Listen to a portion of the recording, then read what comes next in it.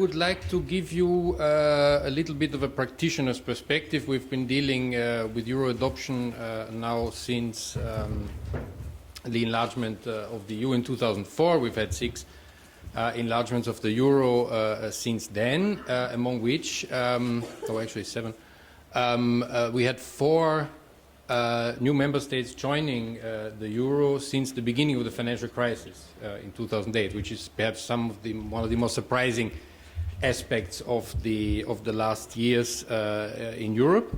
And I'd like to give you a brief overview of where we stand and what we think are the challenges going forward, and then we can see how Romania fits into all of this. Now, as I said, we've had a couple of entries into the Euro over the last few years, and with Lithuania in January 2015. The last one of those countries that joined ERM II right after EU accession is now in the Euro. So this wave, so to speak, has ended, and we have now 6 member states from Central and Eastern Europe which are still outside, which are preparing for future Euro adoption. They fall fairly distinctly in the category of exchange rate fixers and exchange rate floaters, and each with its own challenges. But what is common is that none of them is in ERM II at this stage. So this is, let's say, for all of them, the next big decision, the next big thing to think about is how, when you do want to enter and how do you want to operate within that. So that step will be next in their road to the Euro. Now, target date. Should a country have a target date? What does the experience say so far? We would say target dates have really gone in and out of fashion. I mean, countries started very optimistically with target dates. Then it became apparent, 2 things became apparent. First, there was an uncertainty in the process that you cannot control. Given that you are dependent on the global economic cycle and all this kind of thing. So, the control is not 100%. And second, these target dates eventually, are only useful if they are really backed up by the necessary policies, because otherwise they might even backfire. We've had 1 or 2 cases where the target date was set and then it went into nothing, and that was not very helpful. Over the last years, a couple of countries have from time to time indicated a potential target more as a means to signal their commitment to future Euro adoption in the crisis. But we've had some signals from Poland, for instance, in 2012 and 13 and so on. But that was we interpreted that rather as something, as a general commitment to future Euro adoption rather than a very concrete target date. What is the Commission view? The Commission takes no prescriptive stance on this. This is strictly for countries to decide. So we do not, endorse or reject a certain date. Countries really, this is country-driven. As I said, it can be useful as a policy anchor to galvanize reforms. I would say that from the last 4 entries, in a very stylized way, I would say this target, in the sense of driving a multi-year program, played a big role in Slovakia and Latvia, not such a big role in Estonia and Lithuania, which were more, adopting one reform after the other as you need it, and eventually it leads you to fulfill the conditions. But again, in case this hasn't come through yet, quality is more important than speed. But at the same time, speed, there should be a path towards the Euro. So I'm not trying to give the message that, well, we'll all, eventually in the long run, everybody will be in the Euro, and in the meantime, let's not worry. But it's been monitored. What is our reading of financial markets, what is interpreted by investors, is not so much the actual date or anything, but whether a country is on a path of convergence or not, because that is what distinguishes EU member states from non-EU member states, and that should be exploited in a way, this natural anchor that you have towards the medium term. Now, again, what is here on this slide is yet another way of saying it's not just about meeting the conditions for the Euro at one point in time, but really what matters is to get ready to live in the Euro. So in a sense, adopting the Euro is not so much a finish line as a starting line, actually. And that I think should of course be very much in everyone's mind. The system is a rules-based one, which is very reassuring for each country. So once the conditions are met, you're in. We've seen in the past. I mean, okay, you're not thinking about changing your exchange rate regime. So this floaters versus fixers debate is not totally live for you at this very moment. But our interpretation is that what we see is that the consistency of domestic policies is the key issue. So we wouldn't say that one path, whether you go from a floating rate or fixing your rate very much in advance, is like objectively the optimal way, but really domestic policies are decisive. Now, as has been alluded to a couple of times today already, of course, there is a cost to euro adoption. You lose your independent monetary policy. How big is that cost depends on the country.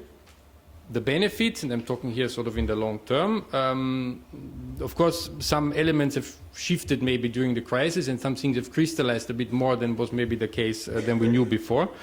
Some key elements of the calculus remain fully relevant. That is, on one hand, these micro and macro benefits that we all know, which is price transparency, increasing competition, and lower transaction costs, and you import a highly credible monetary policy framework. You have access to ECB facilities, all this kind of thing, and also that the euro sets favorable conditions for further integration. And when I say conditions, this is in the same vein as I think Mr. Wilks said in his conclusions. The euro is an instrument towards something. It doesn't in itself, imply that there will be this increased integration, but it needs to be taken advantage of. It increases the condition. It improves the conditions. Some other elements, I think, in the crisis are maybe evaluated a bit differently from before. When it comes to the currency risk, I think maybe there is more. There is more awareness of the risks of foreign currency lending and borrowing in the economy than was before the crisis. That was, of course, one of the issues that also very much concerned and still concerns Romania. What do I mean by strengthened policy framework? It also is clear that the euro area is moving towards closer and deeper integration, surveillance, and economic cooperation. The latest example is banking union, all these kind of things. So this is a project where eventually you have more incentive to be on board, frankly, because you want to first of all take advantage of it, and second also shape it. On the other hand, we've, I think, also heard by some speakers before that the issue of managing economic divergences in a monetary union has become much more to the fore than this was the case before, and I think countries will be more aware of that. While also the issue of risk premium financing conditions has changed compared to the pre-crisis environment. And I think it was the governor who mentioned that. Why the people are saying why should we even join? Because indeed, before the crisis, the convergence of interest rates was full and immediate, which of course implied that risks were not priced properly. So there was a problem there. And we believe that even though, of course, during the crisis you have an overshooting of risk premia and you have this volatility, but even in the new normal, you will have some risk premia, and that's a good thing too, because it will help to prevent the emergence of imbalances in the future. But on balance, of course, being in the euro objectively reduces your risk, because for one, the exchange rate risk premium will go out of your financing conditions. There are the convergence criteria, which we know, which have a quantitative element, but which I think has come through, and I just like to underline that, also have a qualitative element that deals with the sustainability of convergence. So meeting a number at a certain moment in time is like the start of the, very early in the assessment, but then you have to go into what does it mean? Does it reflect underlying economic fundamentals, and what are the conditions for keeping this sustainable? And if you read the convergence reports, for instance, on Latvia, Lithuania, you will see that this is like a big part of the assessment. Real convergence, this interplay between nominal and real convergence has been a theme, obviously, throughout this conference so far. And I would confirm it, real convergence is not a criterion. There is no minimum income level or something at which you have to have.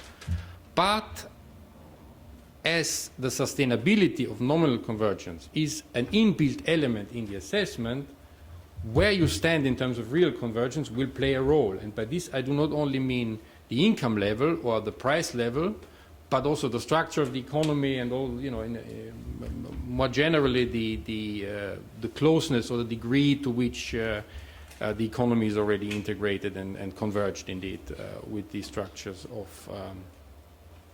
of the European of the euro area economy. Now, what lies ahead? I think all the topics have been mentioned.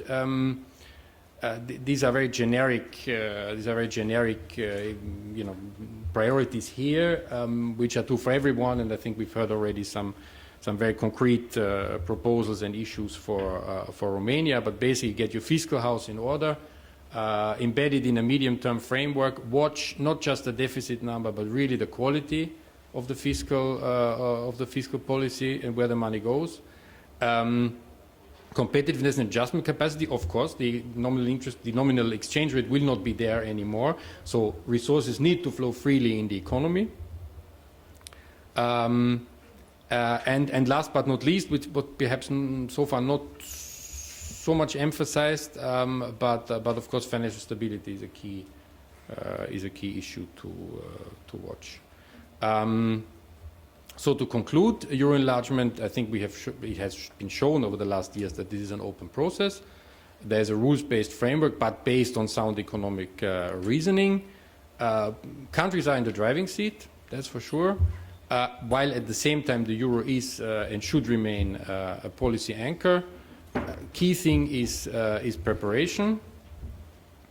And as a supportive factor, the governance framework of EMU itself has been strengthened over the last years and is still being strengthened. So this is also a process whereby the euro area itself has enhanced its functioning, and this should hopefully be a supportive factor for the future.